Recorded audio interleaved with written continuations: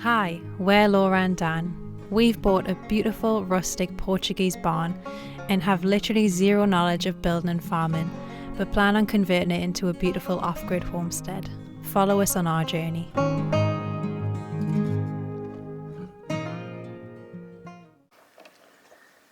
Olá, bom dia. Como estás? Tudo bem? So what we're doing is we are walking down to the bottom of the land.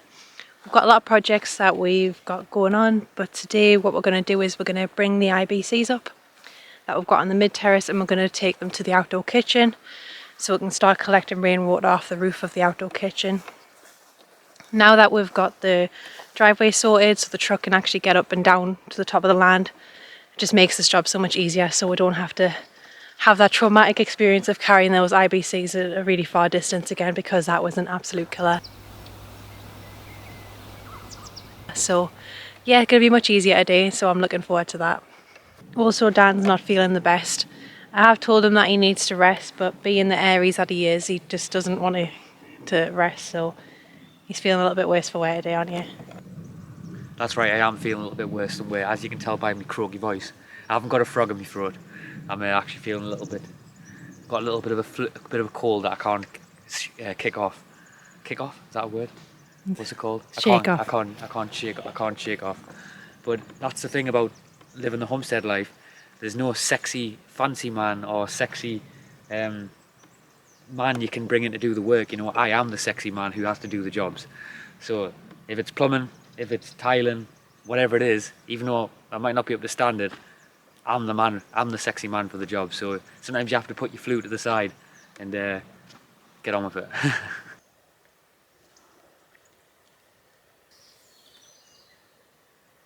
I've had an idea today to give the keys to Laura to drive the truck up to the top of the land to get the IBCs. Please look after him. I mean, I've only got to drive it a couple of hundred, like 50 metres or something. I'm sure I'll manage. You're the one who's saying you were nervous. No, I didn't, you liar. This is the wrong door. Yeah, get the right door, Laura. I just thought it was a Portuguese car for a second.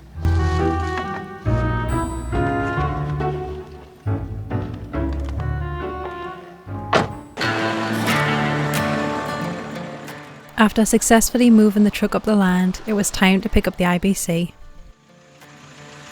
How does it feel to drive a big man truck? I feel powerful. I feel like I need a big cowboy hat and a big bulge. Big bulge.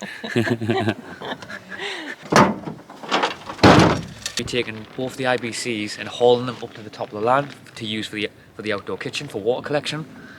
So the reason why we're moving these IBCs for is because originally we put them here for irrigation purposes, but now as we've kind of evolved on the homestead and we understand more what we need and we've learned, we're going to actually build a brick basin, which is like a water container.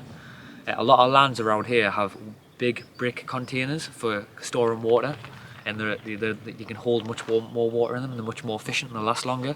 So that's what we're going to be doing in the future anyway. So we're moving these, and then in the future we're going to be building a big water container, and hopefully it'll be big enough to have a swim in it as well.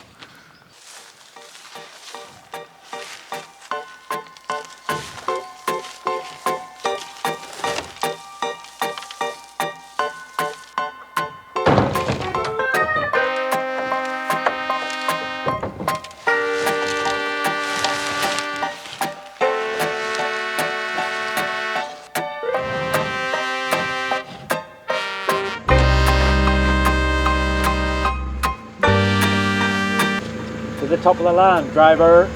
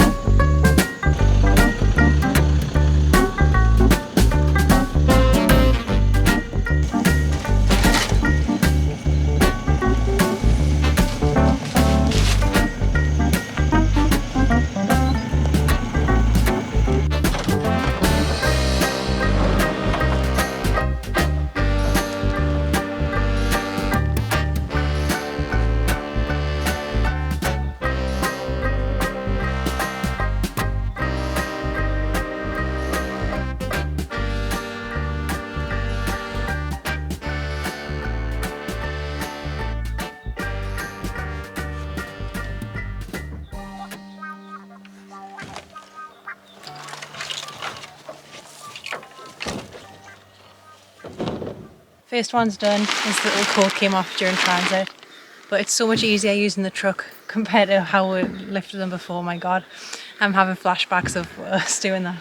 But yeah, just one more to get and then we're done. So Laura's driving the truck down for the second time, aren't you? Mm-hmm. It is a little bit nerve-wracking driving the truck through the land, I'm not going to lie. It's because it's so tight, a lot of trees and stuff. You don't want to kind of do any damage to all the ancient trees. And the grapevines that have been there for hundreds of years. Yeah, just takes one little knock with a Ford Ranger, then it comes crashing down. Yeah, you don't want to take one of them grapevines out. So it's not that bad really, is it, Laura? No. Laura's been a good driver and she's got us back down at the bottom now. So we're back at the bottom of the land. It's time to just get the next one in the truck. Mm-hmm.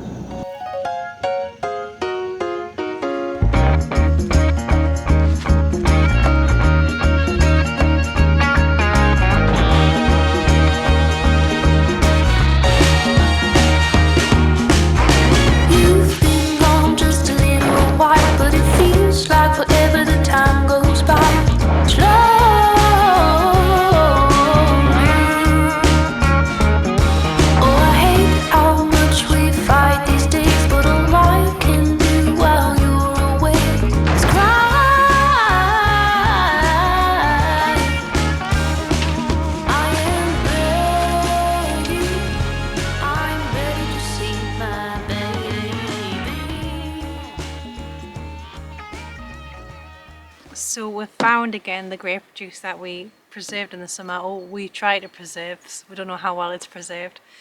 So Dan's not feeling well and he's, for some bizarre reason, he's decided he's brave enough to try it. So hopefully, maybe he's thinking it's going to be like Calpol and it'll give him some strength. It might actually taste like Calpol. I don't know, but we'll see. Yeah, so I'm actually thinking more like not Laura puts it, like Calpol. I'm thinking more like spinach for Popeye. So we've still got a lot of work to do on the land, so I'm thinking hopefully it'll give us some strength. How are they looking, Laura? Not very good at all. When you got some of them didn't preserve, but from that thick layer of mould on the top, I don't think you want to be drinking that. I think that might kill you. It was worth a shot. Some of them don't have any mould on. I think I'm trying them, me. I don't even know if I'd be brave enough to try the ones without mould. You can tell some of them are preserved quite well because the caps have been airtight, but we realised that the ones that didn't have like the rubber ring around didn't really preserve that well. Some of them don't have mould on them. It's funny. It's a funny thing, isn't it? When you like, some of them don't have mould on though. They might be brave enough to try them. I'll take out the ones with the mould on. Which one should I try? Decisions. There's only 4 that hasn't got mould on. But people are screaming, "Don't do it! Don't do it, Dan!" I might do a little prayer before I take it. I would give it a good sniff before you put your mouth anywhere near that. I can't even smell it because I'm. Well, can I smell it then? To be honest, I can smell a little bit. It smells quite nice. It smells. Doesn't smell like wine. Through. Even though I can't smell much, it's coming through. I don't know if that's a good thing or a bad thing. If your nose is blocked and I can still smell it, maybe it's not good. Let's see. It smells fine. It does, doesn't it? I just wouldn't want to try it. It smells absolutely fine. It doesn't smell like it's fermented. I'm trying it, mate. I'm going in. Wish me luck. I don't think I can feel any worse than I already feel today anyway, so this will put hairs on my chest, this one. And this is before I taste it.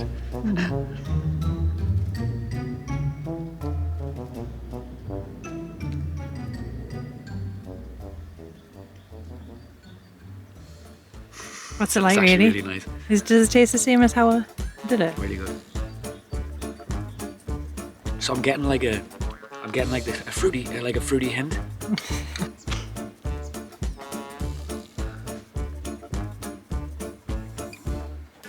What's it like? I'm getting like a hint of like a fine aged grape juice. Like it feels like it's like 100 years old. I can feel it, honestly. Does it still taste as sweet as what I did? It doesn't taste like it's fermented at all. No. Really? That taste is good as it did last year. I really mean it. I'm starting to get like a hint of something else now. Gobshite. Bull crap. Bull crap. It tastes like a honey coming through. There's like a honey coming through now.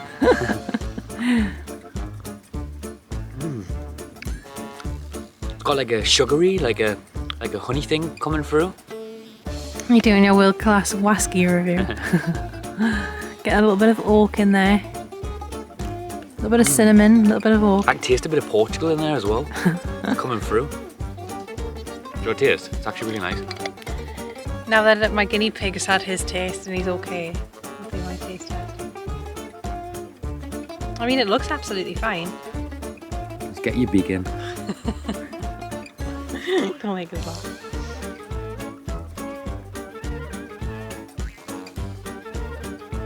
What's the verdict?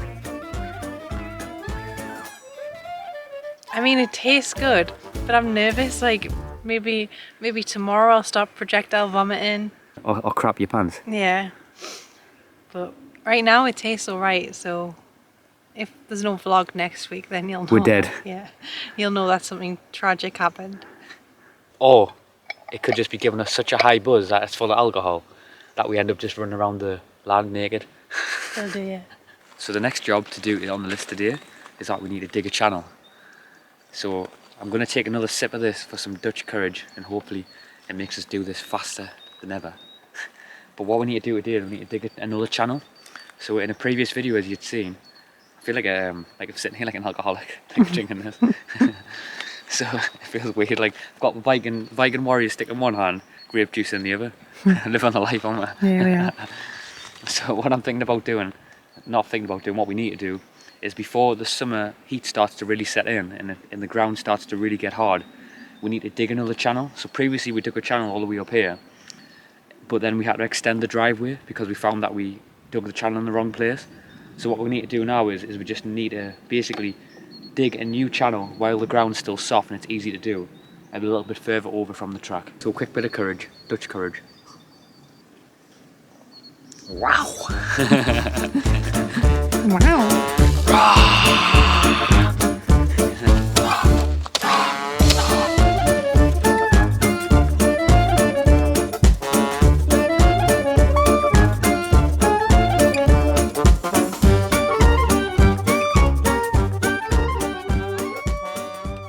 Definitely a snake in there. Could be a mouse. Anyway, I've dug down quite a bit now. All I'm doing now is I'm going over and making sure that it's as deep as possible.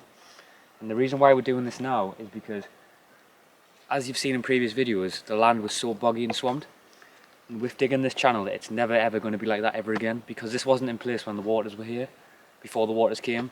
So now this is in place, the water's just going to run off the land straight away. So it's going to be a good win. A few more finishing touches were just needed to dig the channel a little deeper.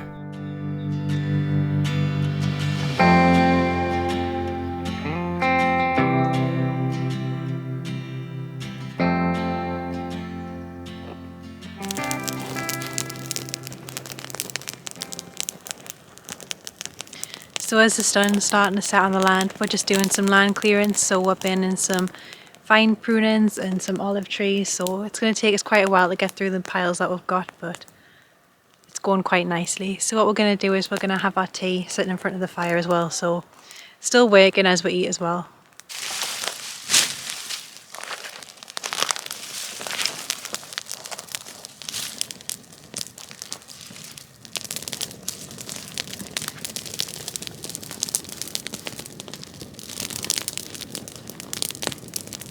So as Laura was saying, there's always so much olives to prune. So we've got this big pile to burn eventually. We've got a huge pile over here. This gigantic pile over here needs to be worked through. We're not burning it all. There's quite a lot of wood that we're going through. Like as you can see here, we're starting to make like a little pile to kind of use that for firewood in the future.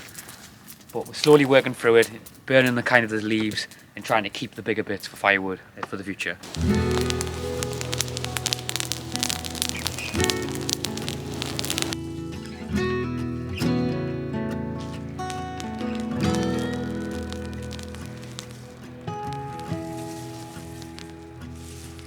Oh, I ain't gonna live like this no more. Most of my life's been waging war.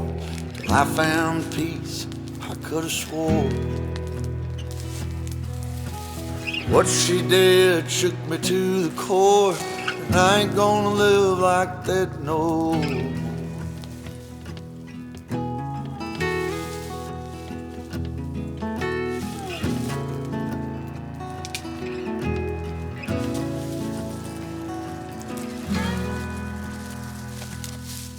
Well, I ain't gonna live like this no more. Trouble comes when the barmaid pours another for a man who should have found the door. Oh, when I get going, you can hear me roar. And you know I can't live like this no more.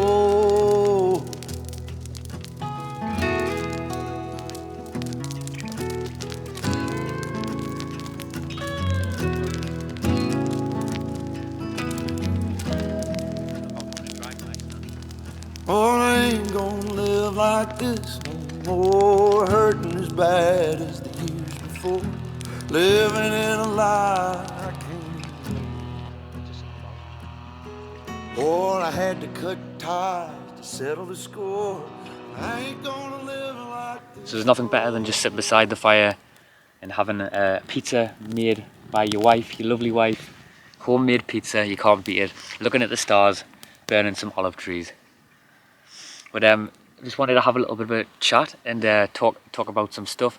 It's really funny because the other day, what made us feel a lot better was the farmer next door.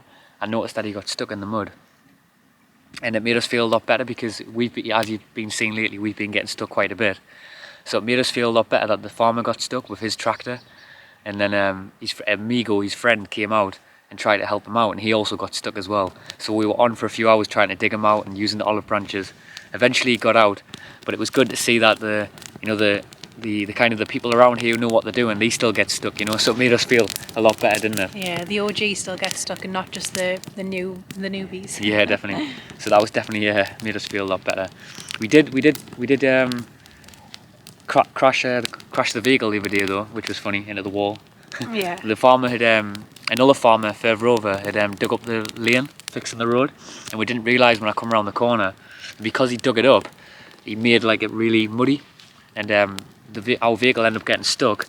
Then the farmer felt sorry for us because obviously he was digging up the road. He had to pull us out, and as he was pulling us out, he took half of the wall with the van as well. So he felt a bit sorry for us, didn't he? But it's just one of them things. The farmer like turned around to us, didn't he? And he was like, oh, like sorry, kind of thing. Like look at your truck, look at your vehicle, and it's like, what can you do? It's like, no faz mal. Yeah, no faz mal. I was like, no problem. It's like there's nothing you can do. You just got to sometimes get on with it. I was just kind of grateful we got out. He got us out.